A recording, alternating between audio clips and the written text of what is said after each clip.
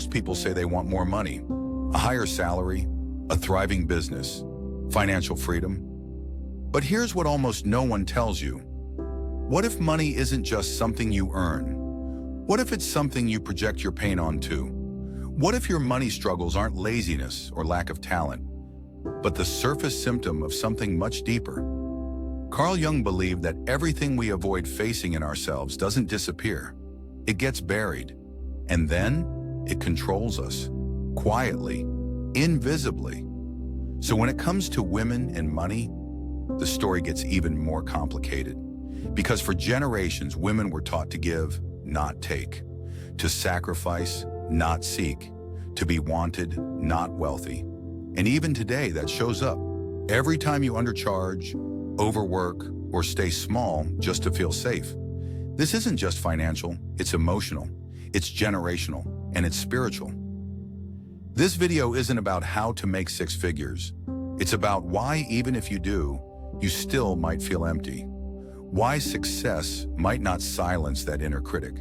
And why, for so many women, the journey to wealth becomes the journey back to self. Carl Jung called this process individuation, the path of becoming whole. But he warned us, the journey will feel like a breakdown before it becomes a breakthrough. Because the first thing money confronts in you is your shadow, not the part of you that's bad, the part that was hidden, the version of you who wanted more space, more freedom, more truth. But she was told to be quiet, to be good, to not want too much. So you buried her, but she didn't disappear. She shows up now in your burnout, your guilt, your fear of being seen. And money is what activates her. 02 36 000 345. So let's ask the question most people avoid. Why do you want to be rich? Not the surface answer, not to take care of my family or to travel more. What's underneath that? Is it love, validation, control, safety? Jung said that until we make the unconscious conscious, it will direct our lives, and we will call it fate. That's what happens when you chase money from a wound. You think you're chasing financial freedom, but you're really chasing dad's approval, or your inner child's hope to finally feel chosen, or your need to prove you're not a failure. This is the trap. Because you can get the success, you can buy the things, you can have the freedom, and still feel like something's missing. Not because you failed, but because money can't fix a wound it didn't cause. Let's go deeper. What were you taught about money growing up? Was it a source of tension, a symbol of power, a reason your parents fought, or the reason you didn't get what you needed? Those moments didn't just shape your relationship with money. They shaped your beliefs about safety, worth, and love. They created your money complex. In Jungian psychology, a complex is a cluster of beliefs, emotions, and memories that hijack your behavior. You might think you're choosing freely, but you're reacting from a script that was written decades ago. So maybe you overspend when you're anxious, or undercharge because you're scared to take up space, or sabotage every opportunity right before it gets good. That's not a habit, it's a pattern. And that pattern is your soul asking to be seen. Let me ask you something hard.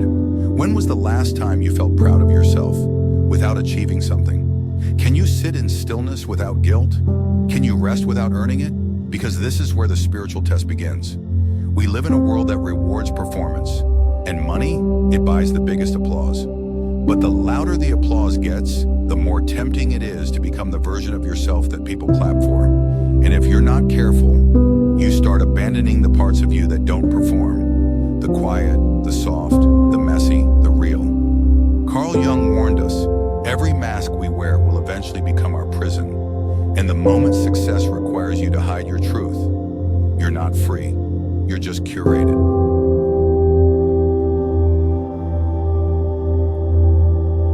So here's the paradox. You spend your life chasing success to feel free, but the chase becomes its own kind of cage.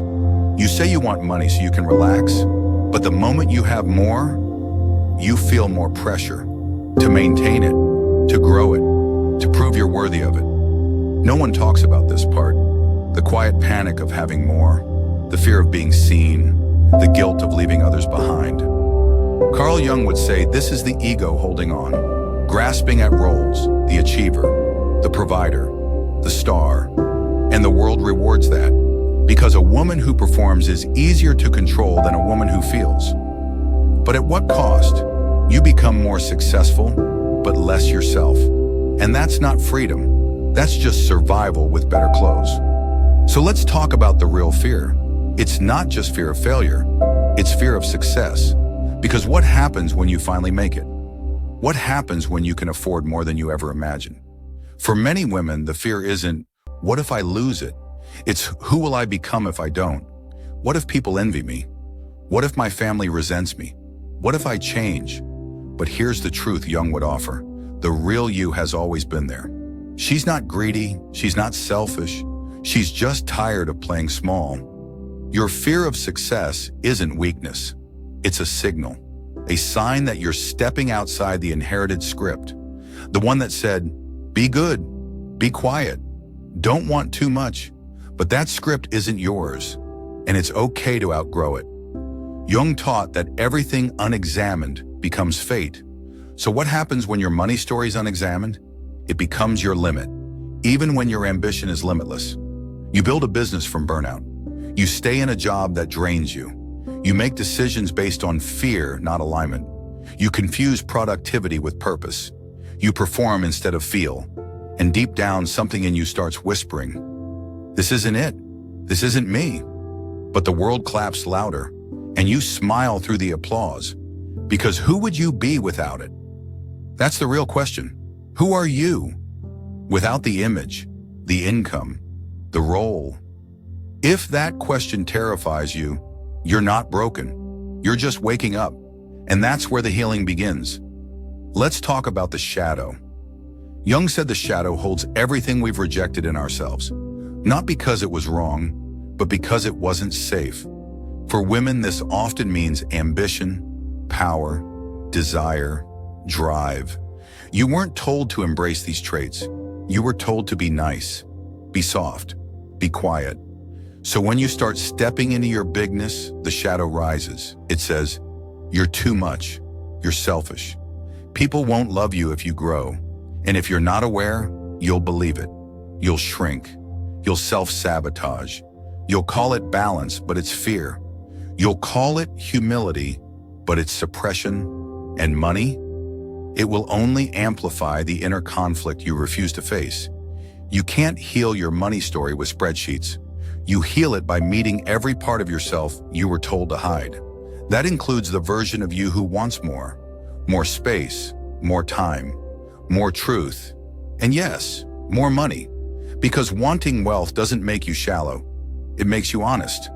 What matters is who you become on the way there. Are you building your wealth from your wounds? From your need to be enough? To be loved? To prove yourself? Or are you building from your truth? That's the difference between ego and essence. One performs, the other expresses. One chases, the other receives. Jung wasn't against ambition. He was against unconscious ambition, the kind that devours you from the inside. So how do you build wealth from your essence? It starts with slowing down, not numbing, not escaping, just pausing long enough to hear the quiet truth underneath the noise. Listening in, asking yourself, not just once, but again and again, what do I truly value? Not what I've been taught to chase, not what everyone else is flaunting, but what matters to me deeply. Not just what I want, but how I want to feel while earning it. Do I want peace? The kind that lets me breathe at the end of the day. Do I want flexibility? To move at my own rhythm, not someone else's schedule. Do I want impact? To know my work leaves something better behind. Do I want joy? Not just on weekends, but threaded through my days. Because when you violate your values in pursuit of money, you don't feel rich. You feel disoriented, hollow, betrayed by yourself. The nervous system doesn't lie. It stays in survival, even if the bank account grows. And suddenly your business feels like a job. Your job feels like a performance. And your performance becomes pressure. The cycle continues. Outward success, inward disconnect. But if you build around your values, money stops being a performance review. It becomes a reflection of alignment, not just achievement, not just validation, but integrity. You earn with your whole self, not just the version of you the world rewards, and that is what sustains.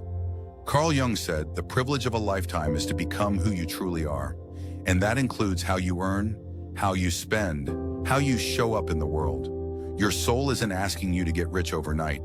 It's asking you to stop lying to yourself, to get honest about what you're doing and why, to get clear on what you're building and what it's costing you, to stop abandoning yourself for applause, for approval, for a seat at a table you never even wanted, to stop performing for love you already deserve. Because when you earn from your truth, you don't hustle for validation. You don't chase from emptiness. You don't wake up dreading another day of pretending. You create from depth. And the money that flows from that place, it doesn't just fund your lifestyle, it fuels your becoming. It's not just income, it's integration. You're no longer split in two, one part performing, the other hiding. You become whole. And wholeness, that's the kind of success no one can take from you. It's not louder, it's deeper, not faster, but freer. It's not the wealth the world sells you, it's the wealth that sets you free. Before we end, I want to leave you with 3 questions, not to answer quickly, but to let echo in your quiet moments. What part of you have you silenced to be accepted? What would your money say about who you've become? Who could you be if you stopped performing and started listening? Because the journey isn't just about wealth, it's about returning to yourself and remembering you were never too much. You were simply too real for a world still waking up.